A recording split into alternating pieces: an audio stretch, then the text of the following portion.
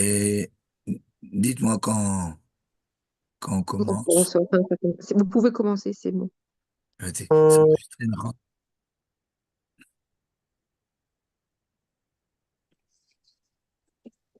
Ok. Donc, Bezrat Hashem, on va étudier les Ilchot Hanouka et je vais essayer de faire en sorte que ça soit intéressant même pour les femmes. Je vais surtout m'arrêter sur des points qui reviennent souvent comme ça quand on est questionné. Comme c'est Hanouka, en réalité c'est sorti comme ça, mais il y a 8 parties. Et un, c'est qui allume. Deux, l'heure de l'allumage. Trois, l'endroit d'allumage. Quatre, la hauteur des nérotes. Cinq, on va parler des huiles et des mèches. Six, de la possibilité ou pas de manger avant d'allumer. Et sept, et allumer à la bête Knesset, mais on va voir que ça concerne les femmes aussi. Il y a quelque chose qui est important. Huit, Miftsaïm. Bref, je vais essayer de faire en sorte que ça soit relevanti, c'est-à-dire que ça soit euh, actuel aussi pour les femmes. Ok, on commence. D'abord, qui allume? Alors bon, on va uniquement passer sur la façon regarder nécessairement les bases, sauf pour un des points qui allume. Alors on sait finalement, après beaucoup de choses qui ont été écrites par nos maîtres les Rishonim, selon la façon dont ils ont compris un texte dans la Gemara de Shabbat, que chez les Sfaradim, c'est uniquement le père de famille qui allume, pour tout le monde, qu'il y ait des garçons, des filles, des invités, c'est lui qui allume pour toute la maison et toutes les personnes qui y sont. Chez les Ashkenazim et chez Chabad, alors non seulement le père de la maison, mais les enfants garçons aussi allument. Maintenant, souvent, on se trompe un peu parce qu'on pense que, Tov, alors bon, les femmes, sont dispensées. Mais les femmes, elles sont vraiment pas dispensées de l'allumage de Hanouka plus que ça. Et quelque part, on voit Drachi, dans la mesure où tout a commencé avec une histoire de Yehudit, et qui était une femme. Alors que, en général, quand on dit que les femmes aussi, elles sont incluses dans une mitzvah, et comme pour Pourim, on dit Afem Mayu, Otoanes, ben ouais, elles aussi, elles ont été sauvées. Mais là, c'est plus que ça. Rachid dit non, mais c'est principalement pour les femmes, c'est elles qui ont tout déclenché finalement, dans et le fait qu'on a été sauvés. Donc, et évidemment, les femmes aussi sont obligées. Alors, ça se voit pas en général parce que bon, c'est leur mari qui allume. Mais lorsqu'une femme est seule, elle doit allumer. Et non seulement elle doit allumer, mais s'il y a une femme et un enfant qui a moins de bar mitzvah, alors c'est sûr que l'enfant qui est moins que l'âge de la bar mitzvah ne peut pas rendre quitte des filles ou des femmes de plus de 12 ans. Même pas sa mère ni ses sœurs. Donc dans ce cas-là, bah, c'est une femme qui allumera, quoi. Maintenant, les garçons, le ménacrabat, comme on sait, c'est allumé même quand ils sont petits, même très petits. Donc un petit gosse de 2 3 ans, ben, on va l'aider comme ça, mais aussi, il allumera à l'entrée de sa chambre. Ça, c'est pour qui allume. Pour ce qui est du moment de l'allumage, là, il y a beaucoup de choses à dire. Parce que une des questions qui revient souvent, c'est, regardez, bon, maintenant c'est l'heure de l'allumage, mais ma fille, mon fils, ma femme, et sont en ville, ils doivent arriver dans 1 heure. Qu'est-ce que je fais? Est-ce que j'allume maintenant ou est-ce que je les attends? Alors, pour pouvoir répondre à cette question, il y a beaucoup d'éléments qu'il faut connaître. Alors, d'abord, je vais vous donner les bases et après, on va voir comment répondre à la question. Je pourrais vous répondre directement, mais je voudrais que vous compreniez d'où vient la réponse. Alors là, que je dis, c'est un petit peu complexe, mais on va aller comme ça, pas après pas, et vous allez voir que les choses c'est important de savoir ce que je vais vous dire. Dans la Gemara de Shabbat, il y a comme ça une braïta qui nous dit la chose suivante. Donc un passage. Mitzvata, mishtishka chama, achtirli regal minashuk. Il y a 3 parties ici. Sa mitzvah, on est en train de parler de Hanouka, on va voir exactement ce que ça veut dire sa mitzvah. C'est depuis la shkia jusqu'à ce qu'il n'y ait plus personne dans la rue. Ok. Mais seulement il y a beaucoup de marloquot sur chacune des 3 parties de cette phrase. De quoi on parle quand on dit sa mitzvah? C'est quoi qu'on appelle la shkia? C'est quand il n'y a plus personne dans la rue. Alors, on va rentrer maintenant un peu plus dans les détails. La Gemara, elle dit 2 minutes, on est en train de parler maintenant du moment de l'allumage, ou bien du temps qu'il faut que les lumières soient allumées, que les nérotes soient allumés. Est-ce qu'on est en train de dire, bah, voilà, entre l'âge qu'il y a et puis qu'il n'y a plus personne dans les rues, c'est le moment où on doit allumer, ou bien on peut allumer quand on veut dans la nuit, mais il faut que ça soit allumé au moins pendant une période qui correspond à de l'âge qu'il y a au moment où il n'y a plus personne dans les rues. Et vu que la Gemara, elle ne s'est pas elle est finalement tranchée entre ces deux avis, c'est en train de parler du temps de l'allumage ou de la longueur, le temps, la durée de l'allumage, parce qu'il y a deux avis, mais chez les Amoraïm pour comprendre ce passage des Tanaïm.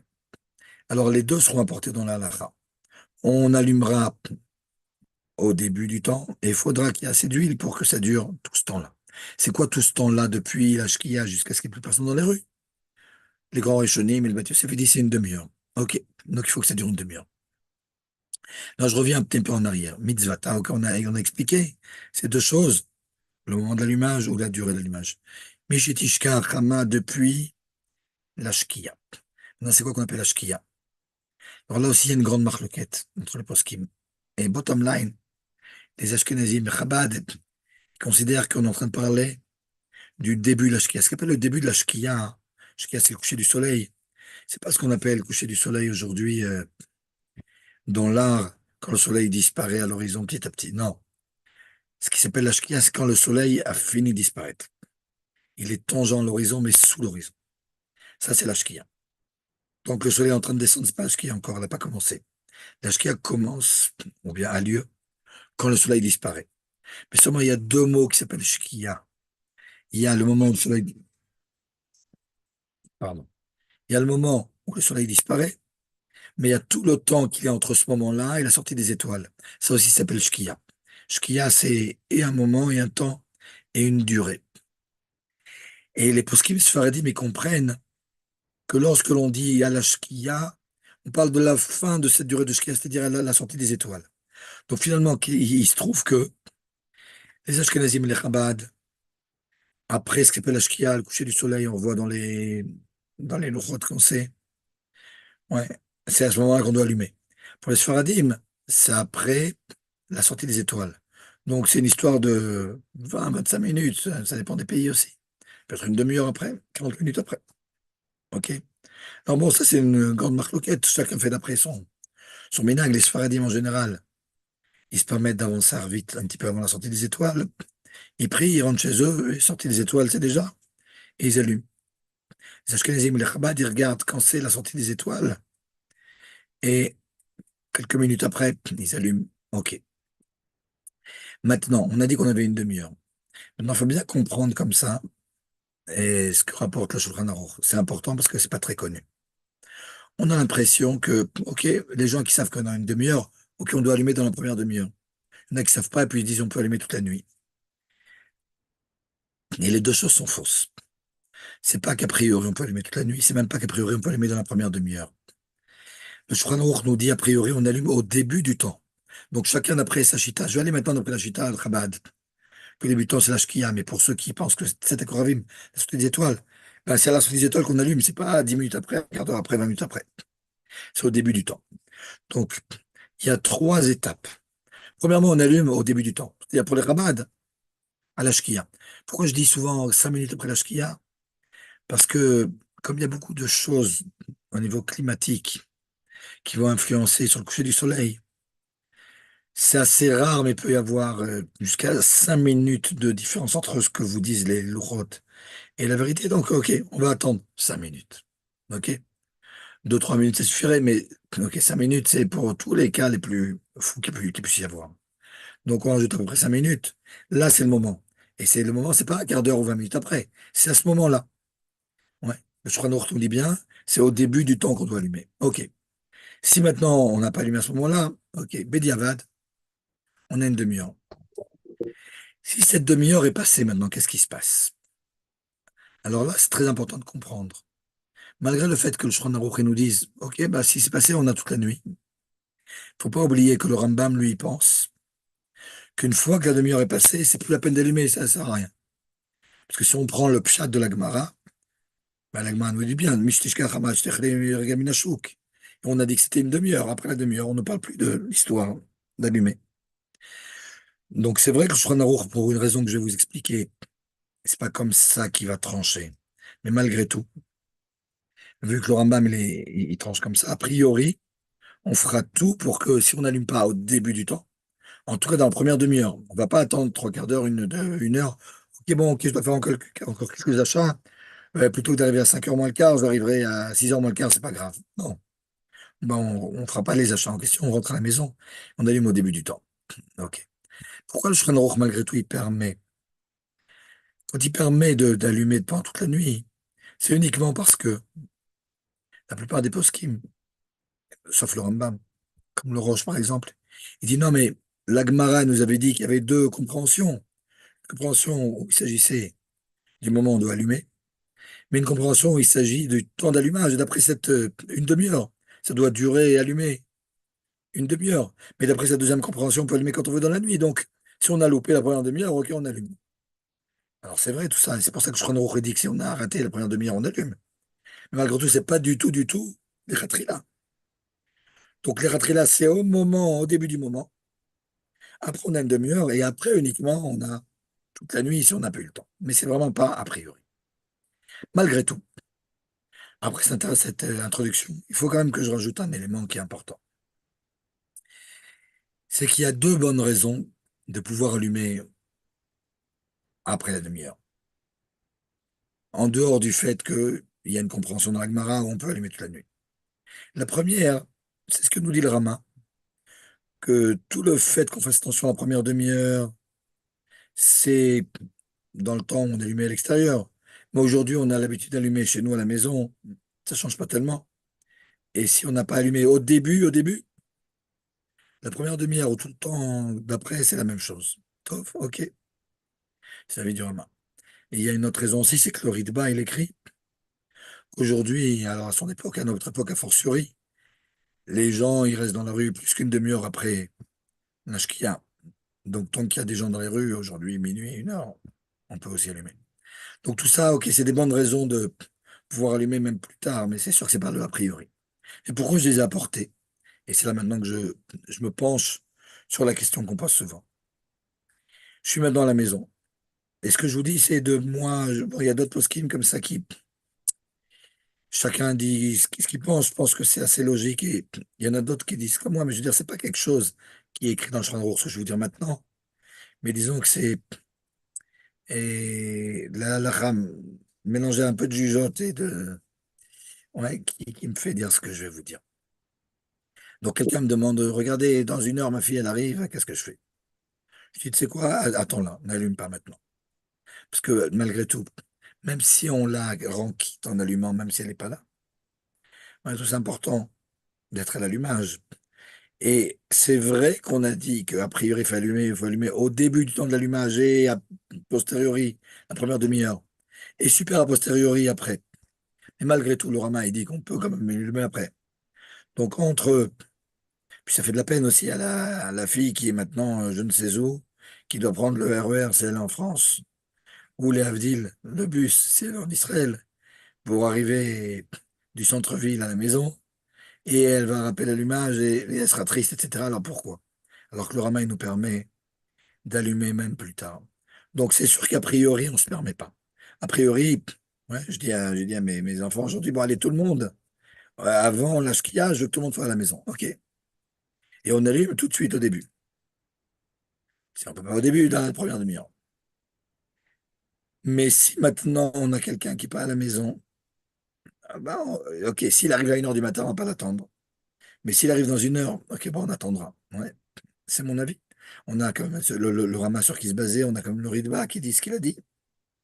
Donc, je propose de faire comme ça. Mais quand il s'agit d'un garçon, c'est pas seulement parce qu'on est plus dur avec les garçons qu'avec les filles, mais c'est que les garçons, de toute façon, ils vont allumer leur Hanoukia. Donc, si c'est un garçon qui est en retard, je dis, hop, c'est d'ailleurs, nous, on allume quand même, et tu allumeras, toi, à l'entrée de ta chambre, quand tu viendras. Ouais. Je pense que c'est une bonne proposition, et donc, je vous la propose. Voilà, ça c'est pour. Et ce que je voulais vous dire sur le temps de l'allumage, j'ai encore un petit point à vous dire comme ça. Encore deux points en réalité. Et qu'est-ce qui se passe après? après Chatzot, après le milieu de la nuit. Des fois, on n'a pas trop le choix. À Hanouka, il y a plein de gens qui se marient. Et donc, on va au mariage, on s'en va assez tôt. Donc, c'est pas encore le temps de l'allumage. On va au mariage et après, on rentre à la maison. On rentre, il est 11 h, minuit, 1 h, 2 h. Qu'est-ce qui se passe? Alors là, il y a une différence chez les décisionnaires entre avant Khatsot et après Khatsot. Aujourd'hui, Khatsot en Israël, c'est vers, si je ne me trompe pas, 11h35. Si c'est avant Khatsot, on rentre à la maison, on allume de toute façon avec bracha. Si c'est après Khatsot, il y a plusieurs avis là-dessus. Un avis assez classique, c'est de dire que si on est seul, dans ce cas-là, on allume sans bracha. Si on est avec d'autres personnes, avec lesquelles on peut faire personnaliser ça, on allume avec bracha. Le Rav Brown de Kronaitz, il pense un petit peu différemment. Il dit, si le type il est seul, il habite seul de toute façon. Il allumera avec bracha même après Khatsot. Donc on peut suivre cet avis aussi. Mais si il arrive à la maison et qu'il y a d'autres personnes mais qui dorment et que c'est après Khatsot, ouais, disons que lui seul il est allé au mariage. Les autres à la maison, ils sont pas allés. Ok, ils sont en train de dormir maintenant. Lui, il rentre à 1 h. À l'entrée de sa chambre, c'est un fils qui n'est pas marié, disons, à l'entrée de sa chambre, il va allumer. Ok. Alors dans ce cas-là, c'est pas qu'il habite seul et qu'il allume avec bracha, il habite avec d'autres personnes. Dans ce cas-là, il réveillera a priori. S'il veut allumer avec bracha, et que si c'est après Khatsot, qu'il veut allumer avec bracha, il réveillera une ou deux personnes, il vaut mieux qu'il y en ait deux au niveau de personne Mélissa. Et dans ce cas-là, il allumera avec bracha. Et s'il n'arrive pas à réveiller qui que ce soit, il allumera sans bracha. Ok? Ça, c'est pour avant Khatsot, après Khatsot. Il y a un autre point qui est important, c'est que Shulchan Aruch, il rapporte la possibilité, basée sur un des poskim, le Chotreim, d'allumer avant la Shkia. À partir de ce qui s'appelle Plaga Mincha. Plaga Mincha, c'est 1 h 15 en Shazmani, dont je ne vais pas rentrer dans les détails, sinon on peut faire un cours rien que sur ce que c'est que cette 1 h 15. Mais c'est à peu près 1 h 15 avant le coucher du soleil.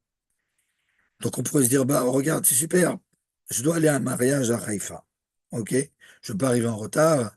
Là, ce qu'il y a, c'est à 5 h moins le quart. Ok? À 4 h, 3 quarts d'heure avant, on allume et on s'en va, on va au mariage. Comme ça, on sera à l'heure. C'est pas impossible, mais c'est pas du tout conseillé. Même si le Shulchan Aruch il rapporte cet avis, il rapporte ça comme pour quelqu'un qui n'a pas le choix vraiment et qui ne peut pas allumer même après. Donc, entre allumer à 4 h, 3 quarts d'heure avant l'heure, ou bien allumer à 2 h du matin quand on rentre après le mariage, il vaut mieux allumer à 2 h du matin quand on rentre après le mariage. Et il y a un autre point. Il se trouve qu'on n'a pas les Ilchot Hanouka du Admon Zaken. Donc, c'est comme ça, en général, on va d'après le Mishnah Berurah. Le Mishnah Berurah, il rapporte que si on allume avant la Shkia, à partir de Plaga Mincha, on allume avec bracha. Il se base sur le Rida dans Birkei Yosef. Or, le Rida, dans un autre de ses livres, qui s'appelle Ramim, il revient sur ce qu'il a dit. Et il pense que non, non, si on allume avant la Shkia, on allume sans bracha. Donc aujourd'hui, les décisionnaires, la plupart, il y a un shoot comme ça, du Rav Wosner là-dessus. Ils sont d'avis que si on n'a vraiment pas le choix et qu'on allume avant la Shkia, on allume sans bracha. Sauf deux exceptions. Premièrement, si c'est Erev Shabbat, on peut allumer à partir de Plaga Mitra avec bracha. Ouais, on n'a pas tellement le choix. Et quand on allume à la Beth Knesset, l'allumage à la Beth Knesset dont on va parler après, c'est un allumage qui a des halachot qui sont bien propres à cet allumage. Et à la Beth Knesset, à partir de Plaga Mitra, on peut allumer avec bracha. Ça, tout le monde est d'accord. OK? Tof. Ça, c'est pour le moment d'allumage. Maintenant, on va parler de l'endroit d'allumage. Là aussi, je vais pas faire tout le parcours depuis la Gemara jusqu'à nos jours, parce que c'est vraiment, vraiment complexe, mais je veux dire comme ça. A priori, d'après le Talmud, on aurait dû allumer à l'extérieur de la maison. Et les Tosfot, ils nous disent, si à l'extérieur de ta maison, tu as une cour, comme c'est dans les vieux endroits comme ça, comme même à Charim, on allume à l'entrée de la cour. Parce que l'allumage, c'est par rapport pour faire personne ça, par rapport aux gens qui sont dans la rue. Ok, ça c'était dans le temps. Maintenant, on continue là, le Talmud, et il nous dit, non mais pendant la galoute, on a peur des goïms, etc. On peut allumer chez soi, on met la menorah sur la table et ça suffit. Ok. Et donc, c'est ce qu'on a fait en galoute pendant des centaines d'années. Les gens, ils allumaient chez eux. Qu'est-ce qui se passe maintenant aujourd'hui? Je parle pas maintenant en France où la galoute est profonde et, et où c'est pas toujours conseillé d'allumer à l'extérieur, mais disons dans des endroits où c'est pas dangereux. Alors aujourd'hui, les décisionnaires, ils sont assez divisés. Il y a tous les litaïm en Israël, on peut dire ce qui s'appelle le Yishuv Yashan, les élèves du Gaon de Vilna, de Rav Auerbach, etc., qui pensent que, ben, à nouveau, on doit allumer à l'extérieur. Et donc, il y a comme ça, vous savez, les Hanoukiot avec le couvercle en verre comme ça, pour pouvoir allumer à l'extérieur, même s'il y a de la pluie et du vent, etc. Or, les Chassidim, ils font pas ça. Il y a une massorette que rapporte le Minchas Yitzhak et d'autres poskim, depuis le Baal Shem Tov, que, à partir de la galoute et jusqu'à ce que vienne Mashiach, on allume d'Afrique à l'intérieur de la maison, même si il n'y a plus de danger. Ouais. Et Stam, je une petite parenthèse, mais en réalité, il y a une idée chassidique qui se cache derrière ça. C'est que le Inyan de Hanouka, c'est d'aller éclairer l'extérieur, et ça, tout le monde est d'accord. Mais quelque part, on fait ça au détriment des plus proches. Il y en a qui vont éclairer l'extérieur, mais ils s'aperçoivent pas que leurs femmes, leurs enfants, ils sont pas toujours exactement dans le move, et ils les perdent un peu. Et donc, il y aurait peut-être ici une espèce d'introspection à faire, et de comprendre que si on veut allumer à l'extérieur, il faut commencer déjà à avoir des bases fortes et allumer déjà chez soi. C'est peut-être ça l'idée. Et donc, les Chassidim, ils allument de toute façon chez eux à l'intérieur. Ok? Les Sfaradim, il y en a beaucoup qui allument à l'extérieur. Ok? En tout cas, il faut faire attention. Quand on allume à l'extérieur, le Rav Abba Shaul, par exemple, il dit, si tu allumes dans les madrigotes, comment dire, dans la cage d'escalier, t'as rien fait. C'est ni l'intérieur ni l'extérieur. Donc, si c'est à l'extérieur, c'est vraiment à l'extérieur. Ok? Bon, mais de toute façon, on revient au Minakraban, on allume à l'intérieur. Où c'est à l'intérieur? Alors, quelque chose qui n'est pas tellement connu, c'est que le Rama, il dit, c'est l'endroit où on mange. Donc, a priori, à l'entrée de la cuisine ou de la salle à manger. Maintenant, comme il y a une yann d'allumer en face de la mezouza, c'est pas une obligation, mais a priori, c'est une minag qui est rapporté déjà dans la Gemara. La Gemara dit pour avoir la Hanoukia d'un côté, la mezouza de l'autre côté. Rabbi Chaïga, on y rajouté, en plus, tu as le talit katan sur toi, donc tu es vraiment entouré de mitzvot. Toujours est-il, donc, si on a une cuisine avec une mezouza qui est entre la cuisine et la salle à manger, ben, en face de la mezouza en question, mais la Hanoukia, et c'est là-bas qu'on allume. Ou bien, si quand dans la porte d'entrée, ça donne sur le salon, on peut aussi, à l'entrée, en face de la mezouza, même si la mezouza à l'extérieur et que la porte est fermée, c'est pas grave.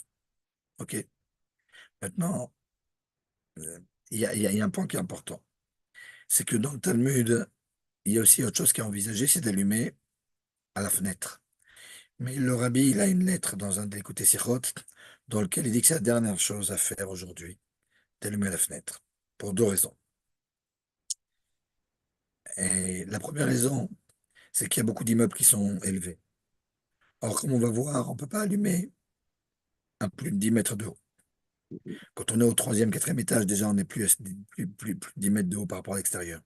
Donc, si j'allume chez moi, ben, le référentiel, ça sera le sol. Donc, tout va bien. Même si j'allume au plafond, c'est pas le a priori, on va voir, mais c'est encore moins de 10 mètres de haut. Mais si le référentiel, c'est l'extérieur, et quand j'allume à la fenêtre, c'est justement parce que je veux allumer pour les gens qui sont à l'extérieur, ben, si je suis au troisième ou quatrième étage, ben, je suis à plus que 10 mètres de haut, donc c'est déjà plus bon. Et le Très deuxième bien. point que dit l'Arabie, c'est qu'il y a beaucoup de C'est Hanoukiot des vidéos. qui ont qui ont un dos. Ouais, surtout 4 les fois petits, 2 vous savez, qu'on encore. distribue en Miftaïm. Et là, de deux choses l'une, dit l'Arabie. Soit tu tournes le dos de façon à ce que les gens à l'extérieur ils voient les nérotes. Dans ce cas-là, à l'intérieur de la maison, tu vois plus rien. Soit tu mets le dos sur la fenêtre, pour que les gens à l'intérieur voient les nérotes. Mais alors, ça sert à rien de mettre ça à la fenêtre parce que les gens de l'extérieur ne pourront pas voir. Donc, même si en réalité, vous pouvez me dire, non, mais moi j'habite au premier étage, au rez-de-chaussée, et j'ai une Hanoukia qui est une menorah sans dos. C'est vrai. Donc, d'après ça, on pourrait allumer à la fenêtre. Mais on comprend entre les lignes que le rabbi, il est pas pour qu'on allume à la fenêtre. Donc, je reviens, les minakrabat, c'est d'allumer à l'entrée de l'endroit où on mange, en face d'une mezouza, que ce soit l'entrée de la maison, que ce soit entre la cuisine et la salle à manger. Voilà. Ça, c'est pour le troisième point, l'endroit où on allume. Pour ce qui est de la hauteur, alors on a dit, au maximum, c'est 10 mètres, on a 20 mètres, on a été 9 mètres 40 à peu près. Mais ça, c'est pas le a priori. A priori, le Shulchan Aruch nous dit qu'on doit allumer entre 7 et 10 tfachim. Un tefar, c'est 8 centimètres, 56 et 80 centimètres. Et pourquoi? Parce que dans le temps, les gens imitaient des nérotes, mais il était plus haut, évidemment. Et si on met à 1 mètre, 2 mètres de haut, ben, on ne verra pas tellement la différence entre les nérotes de Hanouka et les nérotes que les gens allument chez eux à la maison. C'est vrai qu'aujourd'hui, on a l'électricité. Malgré tout, ça restait quand même dans le Shulchan Aruch. Donc, a priori, même si on peut allumer a posteriori jusqu'à 10 mètres d'eau, a priori, c'est entre 7 et 10 tfachim. Ça fait pas tellement haut. C'est entre 56 et 80 centimètres. Donc, même quand on met sur une table, c'est déjà plus que ça. Donc, le top, c'est de mettre sur un tabouret. Ce qui va eh, définir la hauteur, c'est pas la Hanouki elle-même, c'est la petite flamme. Ne me demandez pas si c'est le début de la flamme ou la fin de la flamme. OK, vous mettrez toute la flamme entre les 56 et 80 centimètres. Il y en a toujours qui disent non, mais moi j'ai des enfants et ils tournent et c'est dangereux. C'est bien. Et nous aussi, on a des enfants. Ouais, on fait attention. Maintenant, si, non, mais il me dit non, mais les enfants, ils sont turbulents, ils vont tout casser. C'est OK, dans ce cas-là, mais sur la table. C'est bien. A priori, c'est ce qu'il faudrait faire. C'est-à-dire, ça, c'est pour la hauteur des nérotes. Cinquième point, l'huile et les mèches. Dans l'huile, a priori, toutes les huiles, on peut les utiliser. Mais a priori, l'huile d'olive, c'est ce qui est le meilleur. Non, il y a ce qui s'appelle Shemen Lamahor, de l'huile pour l'allumage. C'est de l'huile qui est moins, elle n'est pas faite pour la consommation. Ouais. C'est pas de l'huile vierge comme ça, etc. On peut aussi allumer avec ça, mais comme il y a des décisionnaires, comme le Rav Mordechai Eliyahu, qui disent qu'il y a quand même un avantage d'allumer avec de l'huile que l'on peut consommer, c'est plus Meouda, c'est plus, c'est mieux. Donc, a priori, vu que c'est une mitzvah qu'on fait une fois dans l'année, enfin 8 fois dans l'année, et c'est dommage de ne pas faire le top du top. Donc, a priori, on achète de l'huile d'olive vierge, la meilleure, etc. Et puis on allume avec ça. OK. De toute façon, il faut qu'il y ait des mèches. Ceux qui allument avec du neft, par exemple. Ouais. Et qu'il n'y ait pas de mèche, on n'est pas quitte. Quand on n'a pas le choix, et par exemple quelqu'un qui est dans l'avion et tout, ouais. C'est-à-dire, on peut allumer sans bracha avec des petites ampoules, mais il faut qu'il y ait un filament dans l'ampoule. Ouais, sinon, c'est pas considéré comme allumé. Et même si on allume avec un filament, une ampoule avec filament et tout, c'est sans bracha de toute façon. OK. Maintenant, il y a tout un pile-poule autour des petites mèches. Vous savez, il y a des mèches blanches comme ça, ouais, de coton comme ça, c'est le mieux. Et les petites mèches, mèches rouges déjà préparées comme ça, c'est très sympathique. On les met dans le petit cylindre et puis, ouais, ce que fait tout le monde pratiquement. C'est vrai que c'est bien, c'est super et tout. Il n'y a pas de problème de halakha, mais malgré tout, a priori, il y a des poskim qui disent, ouais, non, mais quand tu l'allumes, vu que c'est pour que ça s'allume vite, ces petites mèches sont entourées de paraffine. Quand tu allumes au début, le premier truc qui brûle, c'est la paraffine, c'est pas l'huile d'olive. Donc c'est interdit d'allumer avec des paraffines, mais tu as perdu un peu l'huile d'olive. Alors c'est vrai qu'après l'huile d'olive elle va rentrer dans la mèche. Mais c'est pas ce qu'il y a au début quand tu fais la bracha. OK.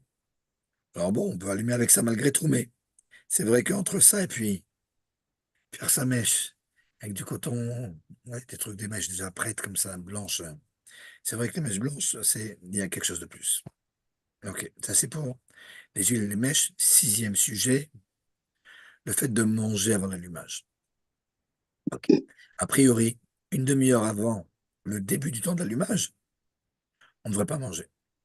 Si vraiment on n'a pas trop le choix, on peut manger des choses qui ne sont pas ni pain ni gâteau, ou bien même des gâteaux jusqu'à un kibetza, c'est-à-dire à peu près 56 centimètres cubes. Ok, mais a priori, il vaut mieux ne pas manger avant. C'est bien. Maintenant, il y a des cas où on n'a pas tellement le choix. Et là, j'ai rentré dans quelque chose d'assez important et qui arrive souvent. Ok. Je vais rentrer ici le Inyan de quand on est invité. Parce que c'est en rapport avec ce que je vais dire. Ce dont on parle maintenant. Le fait de manger ou pas manger. Quelqu'un qui est invité pour Shabbat. Ouais. Ça arrive évidemment souvent. Et à Hanouka, Bichlal. Shabbat Hanouka, les enfants souvent ils viennent chez les parents, etc. Les enfants mariés. Ok. Maintenant, ils dorment chez vous. Il faut savoir que un allumage qui est pas chez nous à la maison, on n'est pas à quitte. Je parle pas Birklat de l'allumage qu'on fait dans un mariage ou à côté de la Tour Eiffel. Mais même si on est invité dans une messiba chez les parents, etc. Mais après on rentre chez soi, tard, et que les gens ont allumé là-bas dans la messiba, dans la fête, on n'est pas du tout quitte. Pour se quitter, il faut que ce soit chez nous à la maison. OK? OK, maintenant je reviens. Le couple qui est invité pour Shabbat.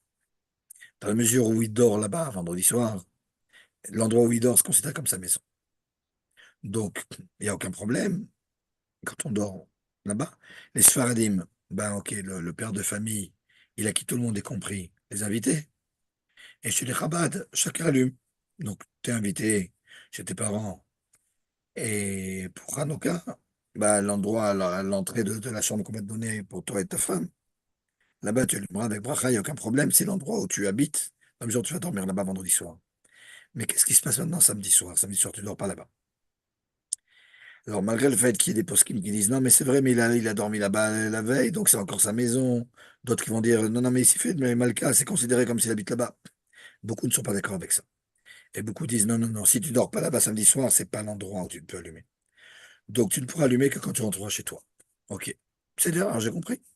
Vendredi soir, on allume chez les parents. Samedi soir, le Shabbat, il sort tôt. On reste un peu, on fait les Malka, etc. Et quand on arrive à la maison, c'est à 11 heures du soir, on allumera à la maison. Très bien. Or, on vient de dire qu'on ne peut pas manger avant. Comment tu vas faire le Malka maintenant chez tes parents?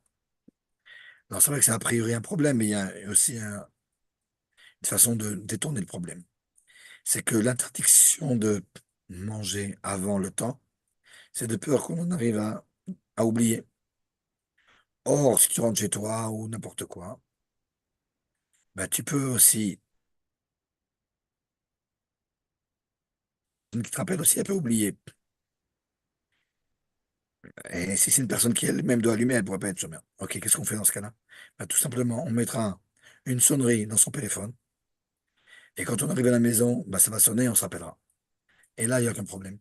Donc, si je résume, quelqu'un qui est invité chez les parents, chez les beaux-parents, pendant Shabbat, vendredi soir, on a dit, il n'y a aucun problème. Samedi soir, il assistera là-bas, il fera ce qu'il veut, il fera le malka et tout. Mais avant de manger, il mettra une sonnerie dans son téléphone. Et quand ils rentreront, le couple, samedi soir, s'il reste samedi soir là-bas, ils dorment là-bas, aucun problème. C'est comme vendredi soir. Mais sinon, ben, ils mettent la sonnerie, quand ils arrivent à la maison, ils allumeront. Et s'ils ont oublié, de toute façon, ça va sonner. Donc, il n'y a aucun problème.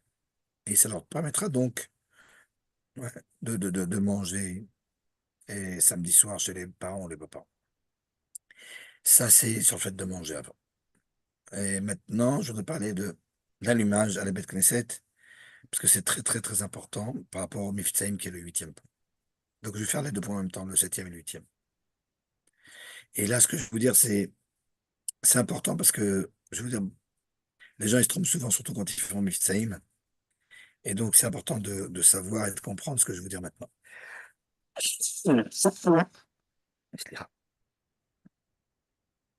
Comme ça.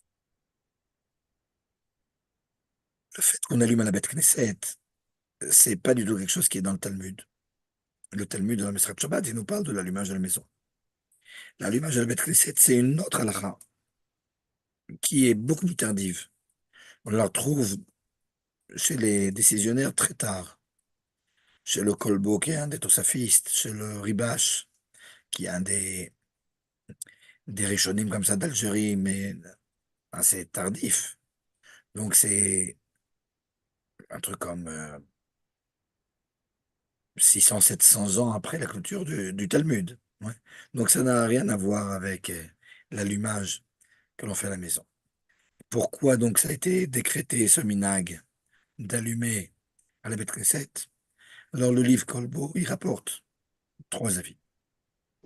Premier avis, il dit, bon ben, au cas où il y a des personnes qui n'ont pas où dormir, des gens qui dorment à la Beth Knesset, ouais, aujourd'hui, il n'y a pas vraiment beau Hachem, mais dans le temps, ça arrivait. Ben, comme ça, on allume là-bas, et puis eux, ils auront leur allumage. Ok, super. Deuxième point, il nous dit, vu qu'aujourd'hui, on est en galoute, et qu'il n'y a plus tellement l'allumage à l'extérieur, le grand Pirsoménissa, l'allumage en grande pompe, où il y a plein de gens et tout qui voient les nérotes, ouais, chacun chez soi. Eh ben, on va en profiter à la Beth Knesset. Les gens, ils se rassemblent. Et donc, on va faire une nouvelle takana en plus. Personne n'est quitte de l'allumage quand on fait à la Beth Knesset. Même le type qui a allumé à la Beth Knesset, il devra rallumer chez lui. Parce que l'allumage qui a été décrété dans le Talmud et dans le Shulchan Aruch, c'est l'allumage chez soi. Mais malgré tout, ok, on a fait quelque chose en plus. On a fait Pir Somenissa, on a fait du bruit autour de cette idéniane d'allumage. Quelque chose qui manquait en galoute, et c'est très bien. Ok. Colbo, il rapporte une troisième chose, mais c'est extrêmement intéressant. Ce que je vais vous dire, c'est quelque chose de personnel qui va expliquer la chute du rabbi. Je n'ai pas vu ça écrit nulle part, mais à mon avis, c'est très vrai. Le Colbo, il rapporte une troisième raison qui n'est pas rapportée par l'auteur du Shulchan Aruch. Il rapporte le Shulchan Aruch, les deux premières raisons rapportées par le Colbo, même pas la troisième. La troisième raison que rapportait le Colbo, c'est comme ça. Il dit, non, mais c'est sûr qu'on allume la Beth Knesset. Le miracle, il a eu lieu au Beth Mikdash. La Beth Knesset, c'est comme un petit Beth Mikdash. Donc, c'est sûr que il y a un grand Inyan d'allumer le Beth Knesset, ça rappelle encore plus ce qu'il y avait au Beth Mikdash. Ok? Maintenant, c'est assez étrange que le Rabbi Yosef Karo, il n'ait pas apporté ce troisième avis. Je vais vous dire, à mon avis, pourquoi. Mais avant ça, disons maintenant qu'on va allumer la Hanoukia aux Champs-Élysées, comme font les Chabad, Kotel, etc. Ou bien on est à un mariage et on va allumer au mariage. Donc, on a des décisionnaires comme Laurent Ovadia, par exemple, qui disent 2 minutes, mais il y a l'allumage à la maison, qui est une halakha. Il y a l'allumage à Beth Knesset, qui rapportait aussi dans le Shulchan Aruch, mais c'est un minhag plus tardif. Il n'y a pas de l'allumage au mariage. Alors qu'est-ce qu'on fait? On dit non, bon, ok, c'est vrai, mais on peut rendre le mariage Beth Knesset. Comment on fait ça? Ben, si on fait mincha avant l'allumage ou arvit après l'allumage, c'est comme si maintenant c'était une Beth Knesset et donc on pourra allumer avec bracha. C'est l'avis du Rav Ovadia. Or, il y a quelque chose d'intéressant. C'est que lorsqu'on a fait les allumages aux Champs-Élysées, au Kotel ou n'importe où, on n'a jamais vu que le Rebbe nous ait demandé de faire mincha ou arvit. Et pourtant, on allume avec bracha. Comment c'est possible? Ouais. Et la réponse, à mon avis, c'est la suivante. Le Rabbi, il n'a pas compris, comme Laura, on va dire, le, l'usage d'allumer à la Beth Knesset. Le Rabbi, il comprend Beth Knesset, ok, c'est une Beth Knesset. Donc, si c'est pas une Beth Knesset, il n'y a pas eu cette décision à l'époque des Rishonim de faire ce minag-là. Mais le Rabbi, non, il comprend que Beth Knesset, c'était pas nécessairement Beth Knesset. Beth Knesset, quand ils ont décidé d'allumer la Beth Knesset, ça aurait été vrai pour n'importe quel endroit où se rassemblent beaucoup de juifs. C'est la même chose. Et donc, que ce soit la Beth Knesset, aux Champs-Élysées, à un mariage, c'est la même chose. Et on peut allumer, même s'il n'y a pas de tfila. Le Hunyan, c'est pas la tfila de Beth Knesset qui est important, c'est le rassemblement. Et qu'est-ce qui me fait dire que c'est comme ça que le Rabbi comprend? Parce qu'en réalité, si le Bat Yosef, il n'aura pas rapporté la troisième raison rapportée par le Kolbo de l'allumage, qui est le fait que la Beth Knesset ressemble à un Bat Mikdash, c'est parce que le Bat Yosef, il avait déjà pensé au fait que c'est pas le côté Beth Knesset, Beth Mikdash, Tfila, qui est important. C'est le côté rassemblement. Par conséquent, il n'a pas rapporté cette raison-là, c'est pas Stam qui l'a pas rapporté. Et c'est de là, à mon avis, que le rabbi puise ce qu'il nous dit. Par conséquent, pour les rabbins, on allumera partout où il y a un rassemblement. Personne n'est quitte de cet allumage. Tout le monde devrait allumer à la maison, mais malgré tout, c'est un minag. OK. Et à partir de là, alors je vais arriver maintenant à Miftaim. Il faut savoir qu'il y a quelque chose d'intéressant. C'est qu'avant, Miftaim, les gens, j'allais au Miftaim, moi je me rappelle quand j'étais jeune, ben, on tapait aux portes des gens. On voyait un juif, on tapait. Ouais. Je me rappelle, je faisais ça à Boulevard Davout, hein, au rue Pelleport, au rue de Belgrand, dans le 20e. Alors on voyait un non-juif, ok, on tapait. Et puis des fois, il y avait même le sapin de Noël, et on mettait la Hanouki à côté. Il faut faire attention à ne pas brûler le sapin de Noël. C'est méchant. Mais c'est vrai, il y avait ça. Tarles. Alors très bien, tu fais l'allumage, tu fais Miftaim, dans un endroit où les gens doivent allumer. Très très bien. Ok, ils allument avec bracha. Maintenant, il y a des gens qui font Miftaim en Israël. Ils vont pas chez les particuliers, ils vont dans des magasins. Alors si tu vas dans le magasin, tu distribues des Hanoukiot pour que les gens, ils allument chez eux. Très bien. Mais maintenant, quand tu vas allumer dans le magasin, alors les gens, ils sont pas conscients, les petits gosses. Et ok, on allume dans le magasin, il y a deux personnes, on va chanter, on va danser, on va faire la bracha. Mais qui t'a permis de faire la bracha? Selon quoi? Un magasin, c'est vraiment, vraiment pas un endroit de rassemblement public s'il y a que deux personnes dans le magasin. Donc si tu vas maintenant aux Galeries Lafayette, ou bien que tu vas au Machbir, il y a plus que 10 personnes, très bien. Mais si tu vas dans un petit magasin, le type, petit tambour ou quoi, il y a trois personnes là-bas, t'as rien fait. T'as pas le droit d'allumer avec bracha là-bas. Alors c'est vrai que beaucoup de postes qui me disent, même s'il n'y a pas maintenant 10 personnes, mais qui va avoir 10 personnes, c'est bon. Et le Ben Ishraï dit 10 personnes, tu peux compter les femmes et les enfants en âge de Khénoukh. Ok, super. On va compter tout ça. Mais malgré tout, la plupart des postes qui me te disent aussi, mais s'il y a trois personnes maintenant, et puis après il y en aura quatre autres, et puis après deux autres, ça ne suffit pas non plus. Il faudra qu'il y ait un moment où il y aura 10 personnes en même temps, y compris les femmes et tout. Mais s'il n'y aura pas ça, si c'est pas sûr, tu vas dans un petit magasin, dans une heure il va fermer, et il y a deux personnes maintenant, il y aura peut-être une après, et après il y en aura trois, mais pas 10 en même temps. T'as pas le droit d'allumer avec bracha là-bas. Et ça, les gens, ils savent pas, ils font miftseim comme ça, stam. Alors bon, il faut les encourager à faire miftseim, mais en ma'at chassid. Je veux dire, tu peux pas faire miftseim sans savoir la halachot de base. Donc ça, c'est très important à savoir. Voilà, je crois vous avoir dit ce que je voulais. S'il y a des questions, avec plaisir. S'il n'y a pas de questions, avec plaisir Beaucoup. aussi. Merci beaucoup, c'est très clair, Rafila. Merci beaucoup. Merci beaucoup, vraiment Que des bonnes très choses. très clair. Dominique, J'ai juste dites-le dans le juste chat. une, Non, non, il n'y a pas de questions. Ben, c'est d'accord. j'ai juste une là technique. J'ai eu un petit problème. J'ai des, j'ai allumé avec des petits flacons là avec l'huile d'olive, mais les mèches, elles sont pas de bonne qualité. Ça n'a pas duré une demi-heure. Sans arrêt, je les ai rallumées. Est-ce que ça compte? Ou alors il faut que je rallume d'autres sans bracha. Ça serait bien que vous rallumiez sans bracha, je vais vous dire comme ça. Il y a une différence chez les décisionnaires entre si on allume et que ça n'a pas duré une demi-heure, mais ça aurait dû durer une demi-heure, où il n'y a aucun problème. Quelqu'un a éteint par inadvertance, ok, pas de problème. Mais si a priori, c'était pas censé durer une demi-heure, et là, d'après ce que vous me dites, c'est des mèches qui sont pas de folie, donc vous pouvez pas savoir, mais en tout cas, les mèches, elles savaient que ça n'allait pas durer une demi-heure. Donc dans ce cas-là, on va rallumer sans bracha, Madame Benchimol. Ok, merci beaucoup. Avec Merci. d'autres mèches. Oui, bien sûr, mais j'étais pas tranquille de rester comme ça. Merci beaucoup, cher Kohar. Rakasha, salam, salam. C'est pour Shlema. תודה רבה. Manachon et Chag Sameach. Merci Merci Marie. beaucoup. Merci à toutes. Il y avait des questions Ça écrites. m'énerve. Chag Non, Sameach. non, c'était pas des questions. Non, ok. Laïla Tov à tous. Merci, Laïla Tov. Chag Sameach. Chag Sameach. À demain, les Des garçons. bonnes nouvelles, des bonnes nouvelles. Amen. Ça fait plaisir de vous entendre. Vraiment Oui. sérieux. Voilà, Kol HaKavod. Des Bessorot Tovot pour tout le Israël là où il se Amen. trouve. Amen. Amen, amen, amen. Amen, amen, On va amen. faire un amen. Ouais. Allez, bonne soirée, bonne nuit.